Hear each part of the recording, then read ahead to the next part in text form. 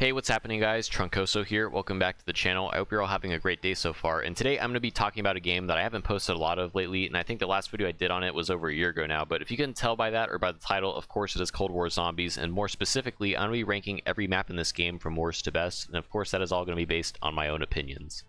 So admittedly, during the first year of Cold War Zombies, I wasn't really too crazy about it because if you guys remember, there was only one map in the game for a really long time, and by the time we got the second map, I think it took 6 months before we got a third, and by then I was just completely checked out. In fact, I remember playing Toten when it came out, enjoying it for maybe like 2 days or so, and then right after that I just uninstalled Cold War, and I didn't play it again until about a month or two ago after reinstalling the game. So now that I've been playing Cold War Zombies again, for whatever reason this time around, I've actually been enjoying it way more than I was before, and I wasn't going into the game expecting to say that, but yeah, I've legitimately been having fun. I've since done all the Easter eggs, and I've been enjoying the maps as well and putting a lot of time into them, and I honestly think the reason I'm enjoying Cold War right now is because I probably just needed a break from the game, because at the very beginning the only map I played was the Maschine, obviously because that was the only map available at the time, and I was pretty much only playing to grind for Dark Ether camo, but now that I have it and that all the maps are out, it feels like I can finally enjoy the game as a casual experience. So without wasting any more time, I'm now going to be ranking every map in Cold War Zombies from worst to best, so let's get started. So coming in dead last to number 5, and as my least favorite map in Cold War Zombies, I have Firebase Z. Firebase Z was the second map we got in Cold War, and when I initially saw the trailer for this map, I was actually pretty hyped. When the map dropped and I played it 2 or 3 times, I was just very disappointed. To me, Firebase Z is the definition of mediocre. The map itself isn't terrible, but it's also nowhere near good in my opinion. It just kind of sits in this level where it's just there, you know? Like, there isn't a lot that stands out to me on this map. Now, that's not to say that there's nothing good about Firebase Z, because there are a couple of cool things that I think are great, like the Orta boss and the Ray K Wonder Weapon specifically is really cool. Even though they nerfed it, I still think it's very fun to use, and there are a couple of neat things sprinkled in here and there, but really, other than that, I just don't enjoy this map. And to be honest, I kind of had a hard time deciding what I disliked the most about this map, so I guess to sum everything up, firstly, Firebase Z itself from the moment you spawn in just doesn't feel like a zombies map. I don't know if it's just the location or the atmosphere, but when I load into Firebase Z, it feels like I'm playing multiplayer. And I understand that can be said for pretty much most of the maps in this game, if not all of them, but to me at least it feels the most obvious on Firebase Z. Secondly, there's so much empty space on this map that it almost feels like you're playing Minecraft or Gary's mod at times. I think one of the best examples is the central location you teleport to from the spawn where Tombstone is. It's just this giant square with a helicopter and some boxes in the middle, but the rest of it serves little purpose other than for training. Now granted, it is a great training spot, but to me it just feels really empty and boring, and there's a lot of other spots where I really feel it badly in this map. Thirdly, the Easter egg to me was one of the most underwhelming and annoying Easter eggs to do in this game, simply because there were several annoying steps in this egg, like having to collect the Mimic with that device or having to figure out the controls for the computer step, since on PC the controls for that step were pure aids. And to top it off, the ending cutscene was just super underwhelming, but really, I think that can also summarize the story in this game as a whole. So yeah, there's a lot of other things that annoy me in this map, and I could go on for a while, but at the end of the day, Firebase Z was just a boring map to me. It's not terrible like Transit, for example, but it's also not great either, and the Ray K is really the only thing that would get me to play this map again if I'm being completely honest, so Firebase Z comes in at my number 5 spot as my least favorite map. And coming in at my number 4 spot, guys, I'm going to go with Forsaken. So Forsaken was the last non-Outbreak map we got in Cold War, and you know guys, I'll admit, I think it was way better than Firebase Z across the board. Gameplay-wise, storyline, and Easter egg-wise, and feature-wise, Forsaken is just way better than Firebase Z. But just because I like it more than Firebase, I still don't think Forsaken's that great. It's nowhere near being bad, but again, just like Firebase Z, it's not amazing or a standout map either. The map definitely has some really cool stuff like the Crystal Axe Wonder Weapon, which is my second favorite Wonder Weapon in this game, and it also introduced technically 2 new perks, which were PhD Slider and Death Perception. And the reason I say technically is because the perk machine for Death Perception was new, but it was in the game already for a little bit, but I would still consider it new since I wasn't playing Cold War Zombies at that time. And the map itself has a lot of space, but unlike Firebase Z, I would say that most of the map's playable space doesn't feel filler. Don't get me wrong, there are definitely some areas of the map, like the spawn room for example, that sort of feel unnecessary, but if we're talking about the areas within the base, most of it feels appropriate and like it has a purpose, and this generally speaking is very beneficial towards the gameplay of the map. As for the Easter egg, I also don't think it's the best, but I would say it's definitely much easier and overall more enjoyable than Firebase Z's Easter egg. That's because the Easter egg is incredibly straightforward, and most of the steps are extremely easy, including the boss fight against the Forsaken. But believe it or not, other than the map obviously being a copy-paste from that one campaign mission with Bell and Woods, my biggest issue with the map is that the boss fight itself is a little bit too easy for my taste. I know for casual players it's great, and I can totally respect it for that, but as a veteran zombies player, this fight just felt ridiculously easy. Basically, you just need to charge Samantha Maxis so she can power 2 gun turrets that you use to shoot at the Forsaken, which is the boss. And after doing that 3 or 4 times, you're done. The boss doesn't even really fight back. In fact, I think the more challenging aspect of it is just try not to die from the zombies in the fight. But other than that, I think Forsaken, despite not really being like as original as the setting goes, it's an alright map, and I like it personally, so it comes in at number 4. Alright, so coming in at my number 3 spot, and this one I really had to think about, but I'm going to go ahead and give it to Outbreak. So before I get into Outbreak, I just want to acknowledge that I know that technically Outbreak isn't its own map and feels more like it's almost like its own game mode, but I decided to include it on today's list because technically it is its own map, and it does have 2 main Easter egg quests, and in my opinion it plays a pretty big role in Cold War Zombies. So if you haven't played Outbreak, if I could describe it, it would be as if you were in multiplayer playing Fireteam Dirty Bomb maps, but with zombies and specific objectives that you would need to complete in order to progress to the next round and to the next world.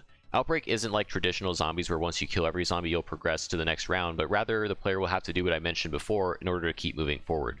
So while Outbreak can be pretty fun, I think the reason most people don't like it that much is that it can feel repetitive at times doing the same challenges and objectives over and over again, which is definitely why I sort of ignored it at the start, but revisiting it a year later, I have to admit that I think I've been enjoying it way more.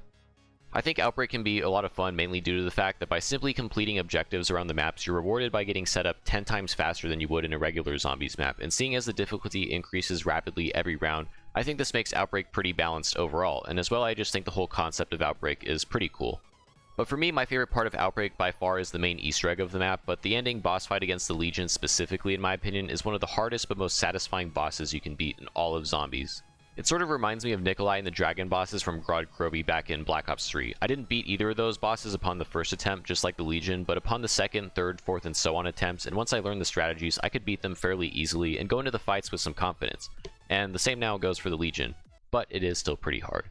The Legion boss for me is my personal favorite in Cold War Zombies, but not just because of the challenge or the satisfaction of finally beating him, but because as a longtime Zombies player, this was the first time in a while that I actually felt like my skills were being put to the test, and any fight that does that is usually a pretty good boss fight, in my opinion.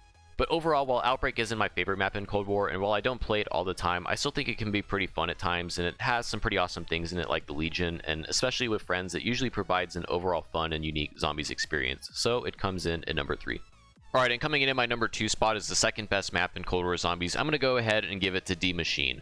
Right off the bat, I just want to acknowledge that Maschine without a doubt is my most played map in this game, and it's easily the only map I've probably spent over 100 hours playing.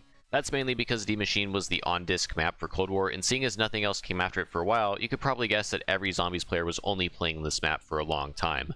And luckily, Maschine was an excellent launch map. The best thing about it, in my opinion, is that it is simple. From the moment you spawn in, you're given a simple objective of turning on the power. And this time around, the game actually gives you a notification as to where the power is and how to fix the Pack-a-Punch machine once you turn the power on. This was great for not only veteran players, but also for casuals and new players alike, as again, it is very simple and easy to understand for anyone. And while that in itself is great, I think the number one reason this map is so replayed is due to one simple thing, and that is Dark Ether camo grinding. This is the reason that most of my time in Cold War Zombies was spent on this map, and I'm sure the same is the case for everyone else. Maschine is excellent for this because there's so many great areas to get the camo challenges done. For example, the spawn room itself is this very open area where you can train and get a plethora of challenges completed, such as the 2500 Pack-a-Punch kills challenge that is required to complete for every gun in the game. And there's also a really great camping spot at the top of Noct, where most of the high round runs take place, so overall, if you're still trying to unlock Dark Ether and haven't gotten the camo yet, or if you just want to start grinding for it now, I would highly recommend starting out on this map. However, while I like Maschine due to its simplicity and role in camo grinding, both of those things in my opinion are also responsible for the one glaring flaw and problem that I also have with this map. When you put those two factors together, you'll probably realize that after playing it for a while, Maschine can become very repetitive and boring. This is the main reason as to why I haven't played it in a long time until recently, but even now I can sort of feel the burnout of playing the map over and over again. And to be honest, as much as I think Maschine is great, I can't deny that this is a very noticeable issue with the map overall. But despite this flaw, I still think that Maschine is a strong map, and I think out of every one of the maps in the game, I would say that this is arguably the most important one because it can serve everyone with a simple but enjoyable Zombies experience.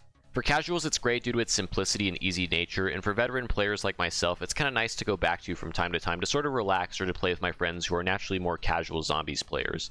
So because of this, I think Maschine is more than deserving of the number 2 spot on today's list. And now, ladies and gentlemen, for the moment you've all been waiting for, coming in at number 1 on today's list, and as the best map in Cold War Zombies, we have Mauer der Toten. Mauer der Toten to me is special for a lot of reasons. It was the third map we got in Cold War's life cycle, and luckily this map was really awesome and was definitely worth the wait. I don't even know where to start with Mauer because there's so many awesome and unique features in this map that I think if I went further in depth on them, we'd probably be here for a while. So in no particular order, here are the main things that I think make this map as great as it is. Firstly, and this is probably one of the most important things, is that the overall atmosphere of Mauer Toten feels very appropriate, and out of every map in this game, I feel like this is the one that feels the most like a traditional zombies experience from the past. Mauer is set during a night on the rooftops, streets, and underneath the city of East Berlin during the Cold War.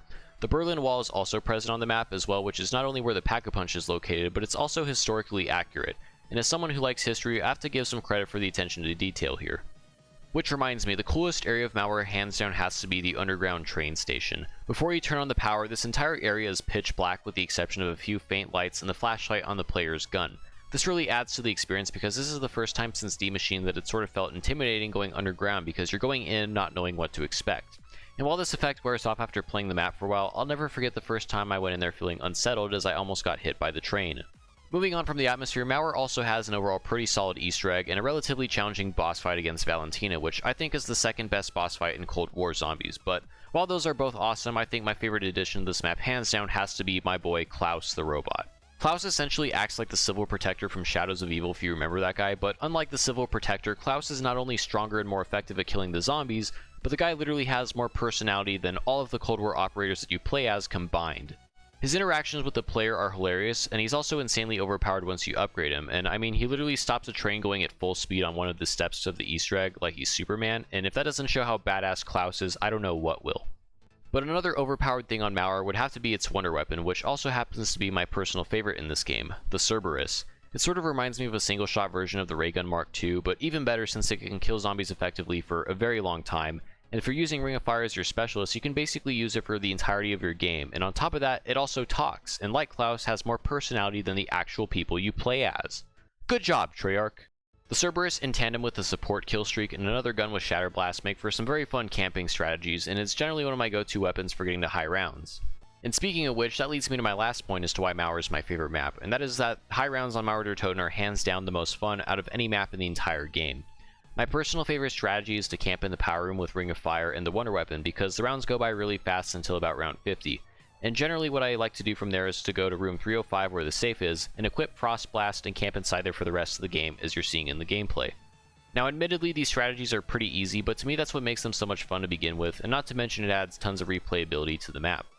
There's definitely a lot more to talk about, but I think overall those are the main reasons I love Mauer Toten so much, and why I believe that it's easily the best map in this game. So because of that, I think Mauer is more than deserving of the #1 spot on today's list, as well as receiving the crown for the best map in Cold War Zombies. And with that being said, guys, I'm going to wrap things up here. As always, if you enjoyed the video, be sure to drop a like, and if you haven't already, don't forget to subscribe to my channel and turn on post notifications. I mostly create zombies content, so if you're into that and want to see more of it, consider subscribing. Also, because this video was a ranking of every map in a game, I'm sure there will probably be some differing opinions, so don't feel discouraged to drop your own list if you have a different ranking in the comments section down below. Cold War Zombies is a pretty hit or miss game for a lot of people, so I'm actually really looking forward to your guys' feedback on the maps as well as the game as a whole. But anyways, thank you so much for taking the time to watch my video, have a great rest of your day, and until next time, I am Troncoso, and I will see you all in the next one. Peace.